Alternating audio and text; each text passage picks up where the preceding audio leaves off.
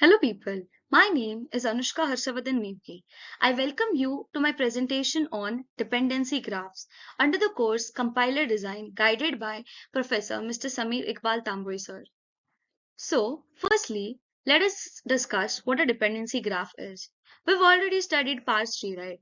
A parse tree is nothing but a visual tree representation of how a string is parsed by a parser. A dependency graph represents the flow of this information among attributes in a parse tree. Now, what is the purpose of a dependency graph? A dependency graph is used to determine the evaluation order, that is, a flow of the attributes in a parse tree. It prevents the incorrect execution sequence affecting the program meaning. The meaning of a program is nothing but its semantic. And this dependency graph is used to prevent the incorrect execution of a program sequence, thereby protecting the meaning of the program. Then let's understand what a structure of a dependency graph is. The structure consists of two main components, the nodes. The nodes are nothing but the representing statements or variables, and then are the directed edges. The directed edges are used to show the dependency among the parse tree. Then let us see the different types of dependencies which is present in compiler design.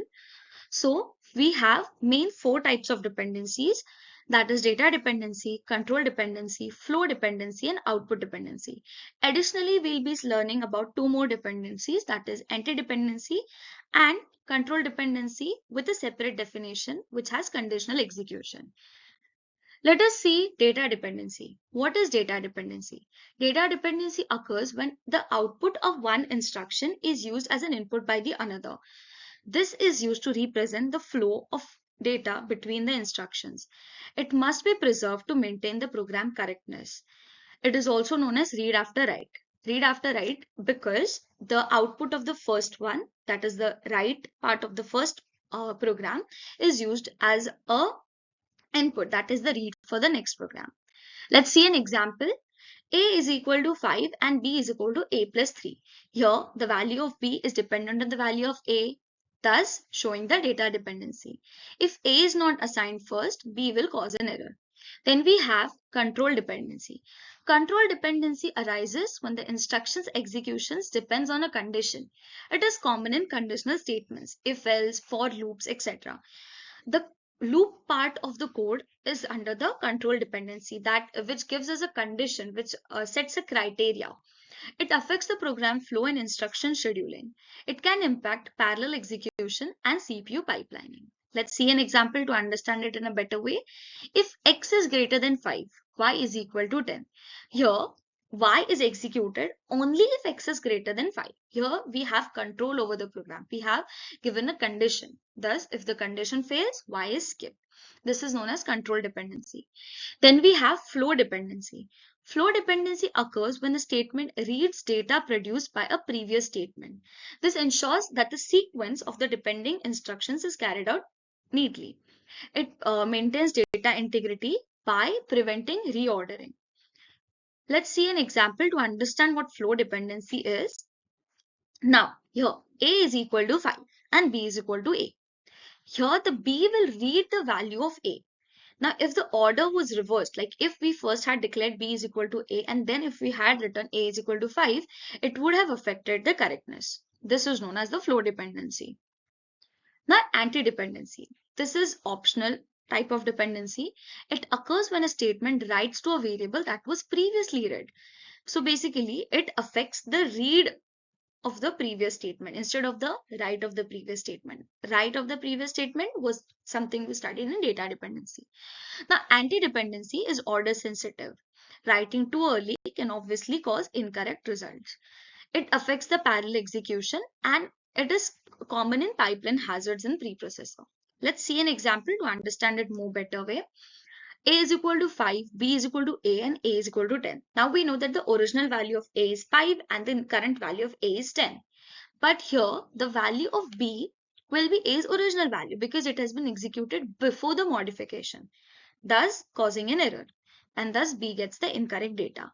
This is known as anti-dependency. Now let's see what output dependency is. Output dependency occurs when two instructions write to the same variable. If two instructions are writing on the same variable, it will lead to an output dependency.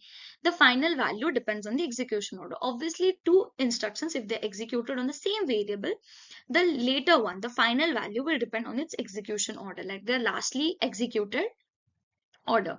It can lead to unpredictable results in parallel execution. It is also known as write after write. Let's see an example. A is equal to 5, A is equal to 10. Now, obviously, the final value of A will depend on its execution order. And now the value of A will be stored as 10 instead of 5. If this was reversed, the result would have been different.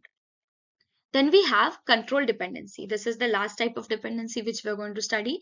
Control dependency, we had studied it earlier as well, but here the control dependency has conditional execution. Like a statement within the condition has to be executed, and then if it is not executed, there is another statement after it which gets executed. It arises when an instruction is executed only if a condition is met. It is found in branching and decision making condition. What I told you was about branching only. It impacts the CPU performance due to branch prediction, and it must be handled properly to avoid execution. Let's see an example. If x is greater than 5, y is equal to 10, and after the if statement, it says z is equal to 20. So y will execute only if x is greater than 5, whereas z will execute regardlessly. Various advantages and disadvantages of dependency graph. Advantages majorly include correct execution, optimizing the performance, and maintaining the flow, thus preventing conflicts.